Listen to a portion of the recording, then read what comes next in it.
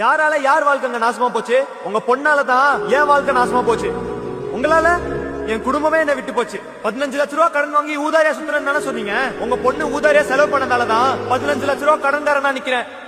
உங்க பொண்ணு ரோட்டு கடையில 20 ரூபாய்க்கு காஃபி குடிக்க மாட்டா. 280 ரூபாய்க்கு ஸ்டார் பாக்ஸ்ல கேப்புச்சினோ தான் குடிப்பா. மணியோட வேல்யூ உங்க பொண்ணுக்கும் தெரியாது, மனுஷங்களோட வேல்யூ உங்களுக்கும் தெரியாது. மரியாதை எங்கிட்ட போயிருங்க, இல்ல என்ன பண்ணுவோன்னு எனக்கே தெரியாது. என்னப்பா பெரிய மரியாதை பேசுற? ஓ, மானவ மரியாதை எங்களுக்கு மட்டும்தானா? ஏன் எங்களுக்கு கிடையாதா? செத்துட்டு போறா சார் எங்க அப்பா. நாளைக்கு ஒரு முன்னாடி என்ன மூஞ்சி வச்சிருக்க? இப்ப நீங்க பாட்டு எகிரிக்கிட்டு வரீங்க. அவ முட்டாள்தனமா இந்த சேலஞ்ச் அக்செப்ட் பண்ண போது எனக்கு தெரியும் கண்டிப்பா ஒரு நாள் பிரச்சனையில மாட்டுவான்னு. அதான் என் அப்பா என் கடன் அடக்கி கொடுத்த சொத்து பத்திரத்தையும் நகையும் பத்திரமா வச்சிருக்கேன். அதை வச்சு உங்க பொண்ணோட கடன் அடைப்பேனே தவிர உங்க சொத்தை வித்து என் கடனை அடைக்க சொல்ல மாட்டேன்.